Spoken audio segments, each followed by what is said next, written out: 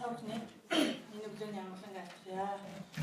Гаалгач альжуулчлын яамнаас өнөөдөр хэвлэлийн хурлаас зарлаж олон нийтийн сүлжээгээр зохион байгуулалттай манай яамтай холбоотой болон надтай холбоотой мэдээллүүд цацагдж байгаа учраас та бүхэндээ тодорхой бодтой мэдээллүүдийг өгье гэж өнөөдөр хэвлэлийн хурал зарлаж байгаамаа.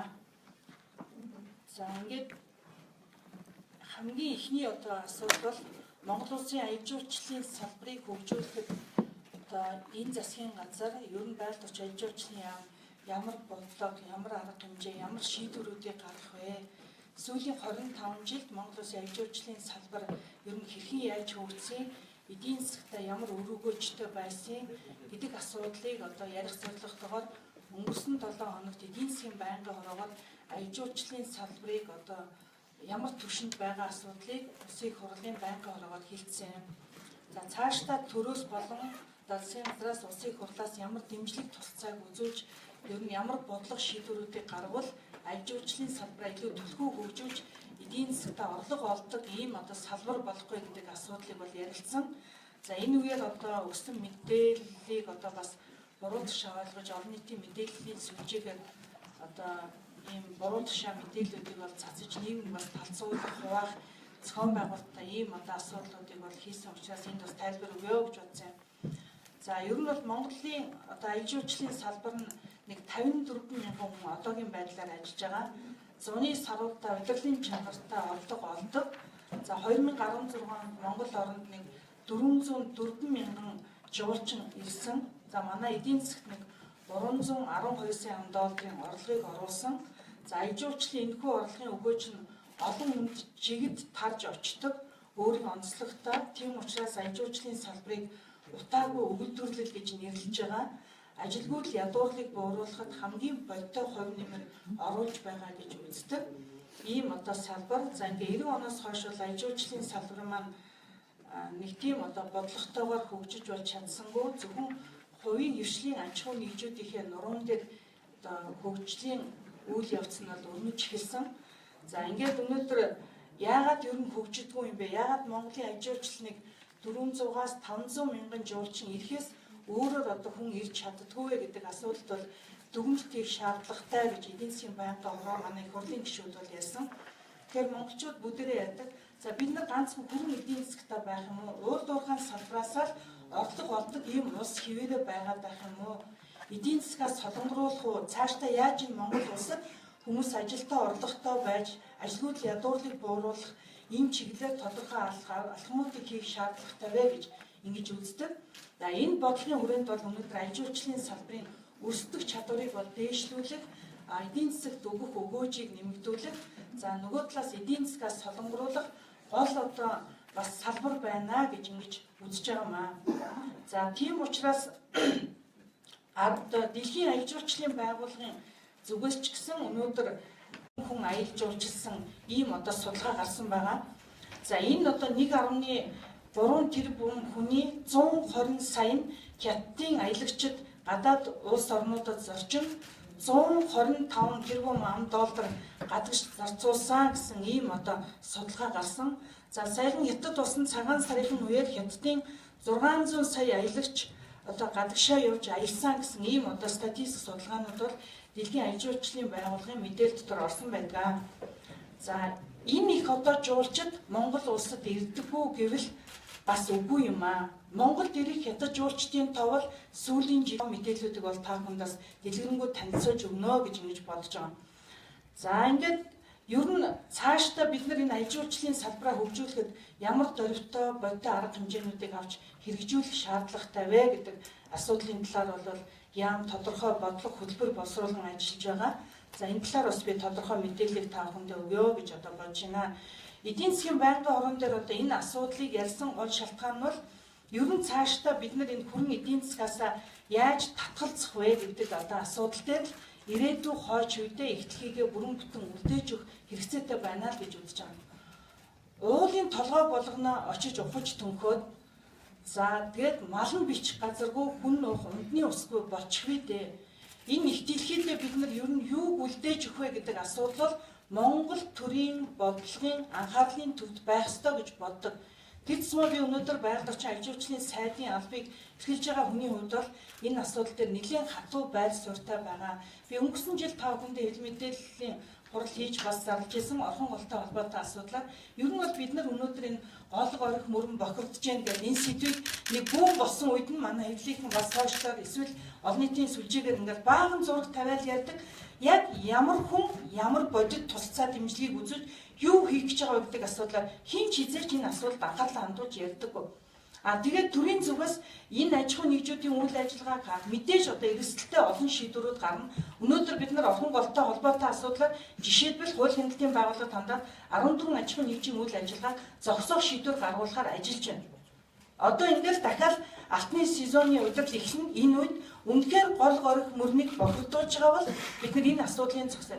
Оронд нь бид юу хийх ёстой вэ? Монголын ард түмэн амьдрах хэрэгтэй, эдийн засгаа өсөх тэлэх хэрэгтэй. Бид нар ямар бодлогыг авч хэрэгжүүлэх хэрэгтэй. Бид нар аж үйлчлийн салбараа хөгжүүлье.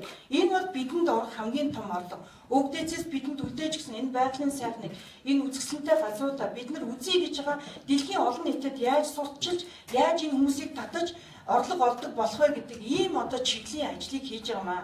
Тэгэхээр энэ ажлыг маань буруу талаас нь сурчилж, буруу талаас нь бас мэдээлэх юм одоо үйл ажиллагаа явагдаад байгаа учраас та бүхэнд энэ асуудлуудыг бодтой одоо мэдээлэл хүргэх шаардлагатай гэж үзэж байгаа. За өнөөдөр аж үйлчлийн салбар дээр хамгийн анхаарал татаад яагаад жуулчин нэмэгдэж ирдэг вэ? Нэгдүгээр визний асуудал Монгол улсад маш хүндрэлтэй байдаг гэж гадны жуулчид үздэг. Өөрөөр хэлбэл интернетээр виза авч болдоггүй. Заавал тухайн улс орны хүчин сайдын яам визний консулын газарт нь хандаж виз авдаг.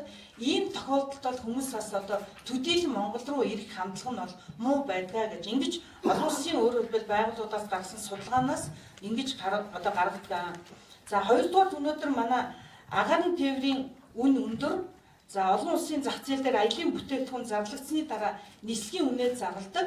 Өөрөөр хэлбэл ингээд иргэний агаарын тээврийн үйлчилгээ маань бас өнөөдөр зах зээлийн эдийн засгийн эрэлтэрцээ шаардлагыг хангаж чадахгүй байгаа. Тийм учраас энэ асуудлаа бас бид нар одоо зохицуулах шаардлагатай байгаа тухайга мөн эдийн засгийн банк барааны хуралдаан дээр ярьсан. За энэ чиглэлээр тухайн холбогдох одоо яамд болон Монгол Улсын засгийн газрын нөөцлөх чадварыг дээшлүүлэх чиглэлээр тодорхой ажлуудыг хийе гэж ярьсан.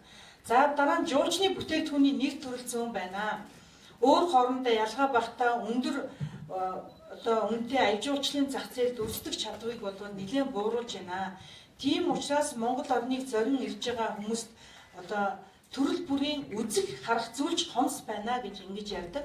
Тийм учраас Монгол Улсын засгийн газраас энэ одоо 3 жилдээ 3 газар дээр онгоцгой анхаарлаа хандуулж бас төрийн зүгээс дэмжлэг үзүүлж аж үйлчлийг хөгжүүлэе гэсэн бодлого тодорхойлсон. За нэгдүгээр Улаанбаатар хотыг аж үйлчлийн үүд хот болгож хөгжүүлэх шаардлагатай гэж бид нар үзэж байгаа. За энэ бол нэгдүгээр одоо санал нь. Хоёрдугаар өнөөдөр хүсэл орчмын одоо байгалийн аж үйлчлийг хөгжүүлэх чиглэлээр Монголын төр засаг тодорхой асуудлуудыг шийдэх шаардлагатай байна гэж ингэж үзэж байгаа.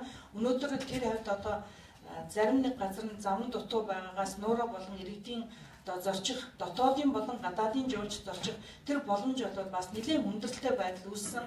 За нөгөө талаас их замбраагүй одоо олгосон газар зөвшөөрлгүй буусан одоо аж ахуй нэгжүүд өнөөдөр 34 байна. За ингээд сая бид нар хүсэл ажиллаад өнөөдөр энэ одоо зөвшөөрлгүй 10 гэр бариад модон жавлантай тэгээ аж үйлчлэл хөгжүүлж байна гэдэг Монголын аж үйлчлийн салбарын одоо нэр хүндийг унагадаг хариуцлагагүй ийм одоо бизнес хийж байгаа хүмүүстэй хариуцлага ярина. Илүү өндөр чанга одоо стандартыг тавиад энэ стандарт шаардлагыг хангасан аж ахуй нэгжүүд үйл ажиллагаагаа явуулах тэр боломжийг олгоно гэж ингэж үзэж байгаа. За 3 дугаар бид нар Хинтээ аймаг руу аж үйлчлийн нэг бүсийг бий болгоё. Өнөөдөр бид нар эзэн Чингис хааныг маань дэлхийд даяараа одоо ярьдаг. Энэ улсыг зорж тэр хүний нэрээр ирж үзхийг хүсдэг. За мөн одоо энэ Чингис хаан гэдэг өвөө маань хаан төрсөн, ямар газар нутаг төрсөн, үнээр очиод сонирхох гэд үзэж харах юу ч байхгүй. Энд өнөөдөр Монголын төрийн зүгээс, хувийн хвшигчний зүгээс ч гэсэн хийсэн бодтой алхмууд бол хомс байгаамаа. Тийм учраас энэ асуудал дээр онцгой анхаарлаа хандуулна гэж одоо манай яамны зүгээс үзэж Монгол Улсын засгийн газраар энэ одоо сандуудаа бол оруулаад ярьж байгаамаа. Тийм учраас бид нар энэ Монголд ирэх жуулчдыг аль болохоор хөнгөлөлттэй боломжтой байдлаар нэг 6-аас 9 сарын хооронд 3 сарын дотор Монголд жуулчин ирж байгаа. Энэ 3 сар дотор бид нар жилд орох орлогоо одоо давчих тийм боломжийг бүрдүүлмээр байна л гэж үзэж нэлээд одоо зоригтой шийдвэрүүдийг Монголын төрийн зүгээс гаргах ийм одоо асуудлыг шийдвэрлэхээр хөөцөлдөж байгаамаа. Тэгээд аж үйлчлэлийн салбарын хөгжил сул байгааг манай аж үйлчлэлийн компаниуд бол маш ихээр ярьдаг. Тэгээ ийм тусцаа дэмжлэгүүдийг л төрийн зүгээс бидэнд үзүүлж өгөөч гэдэг санал хүсдийг тавьдаг. Асуудлуудыг бид бол ер нь одоо нийлүүлж шийдвэрлэхийн төлөө ажиллаж байгаа гэдгийг энэ донцлон хэлхийг хүсэж байна. За ингээд би та бүхний асуултанд хариулах журмаар ингээд ярилцсан үгэй гэж бодож байна. За би хэлээс хоёр асуулт байна. Нэгдүгээрт нь хятадын жуулчдыг визгүй орж ирнэ гэдэг агуулга бүхий зүйлийг таныг ярьсан гэж цахим ертөнцөөр яваад эргээд энэ асуудалтай холбоотойгоор нэлээд шүүмжлэл газар албалаа. Тэгэхээр яагаад энэ яриа гарах та ийм зүйл ярих ч юм уу тий? Үндслэл би басны гадаад хэргийн сайд бол таныг буруу ойлгосон байлээ гэж тайлбарлаж илээ. Хоёрдугаарт нь болохоор таны тэр нөгөө албан өрөөндөө Катар тоглож байгаа зураг гарлаа шүү дээ. Энэ дээр хүмүүс арх сахилгуулгандаа уусан байсан үгүй байсан гэх мэтэр маргалдаж байна. Тэгээ янз янзаар хүмүүс байр суурьаа бас илэрхийлж дүгнэлтээ хэлж байна. Хамгийн гол нь яагаад энэ зураг олон нийтэд ингэж анхаарал татсан юм бэ гэхээр төрийн албаа хаагч тийм ээ төрийн түшээ хүн төрийн сүлднийхээ хажууд төрийн төвнийхээ хажууд ингээд арх сахилгуулгандаа ч юм уу хэрэглээд гэж бодд юм уу?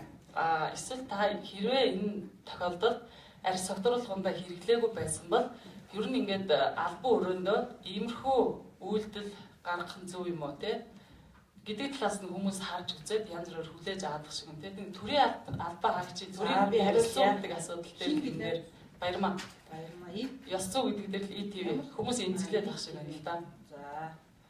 За баярлалаа баярмаа би хариулъя. Би харин бас энэ мэдээллийг хараад за би чиний 2 дахь асуултаас хариулж дараагийн асуултыг маргад хариулж байна.